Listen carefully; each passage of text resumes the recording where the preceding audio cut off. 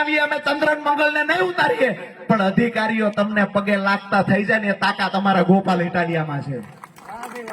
આજે અહીંયા ખાતર ન મળે ખેડૂતોને, ખાતર માટે આંદોલનો કરવાના. આઝાદીના 77 વર્ષ પછી ખાતર માટે આંદોલન કરવું પડતું હોય, ડૂબી મરવું જોઈએ. 30 વર્ષથી સત્તામાં બેઠા છો, ડૂબી મરવું જોઈએ સહકારી ક્ષેત્ર સંભાળનારા લોકોએ.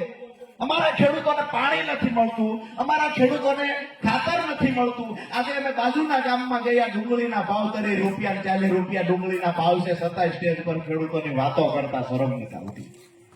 કોણ સમજાવે આ લોકોને? અમારા ખેડૂતોના છોકરાઓને ચડિયું છે એ થીગડા મારેલી છે. અમે 25 વર્ષથી કામ કરીએ, અમારા ઘરનો મોભારો અમે નથી બદલી શક્યા. અમારા બેંકની પાસબુક જોવો, અમારા 7-12 ગીરવે પડ્યા છે બેંકમાં. ગોલ્ડ લોન સૌથી વધારે આ દેશમાં હોય તો અમારા ખેડૂતોની છે. શું કર્યું તમે 30 વર્ષથી સત્તામાં બેસીને? 2014 થી તમે દેશનું સંચાલન કરો છો, કેન્દ્રમાં બેઠા છો. શું કર્યું તમે? એક તો નિર્ણય ખેડૂત માટે લીધો હોય એ બતાવો. આ નિર્ણય અમે ખેડૂતો માટે લીધો છે.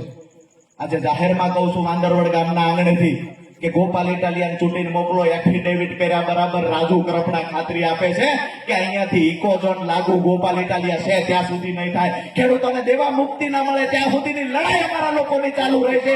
એકવાર ગોપાલભાઈ ચૂંટીને મોકલો, વિસાવદર વિધાનસભાના કાયમી અમે લોકો રૂડી રહીશું.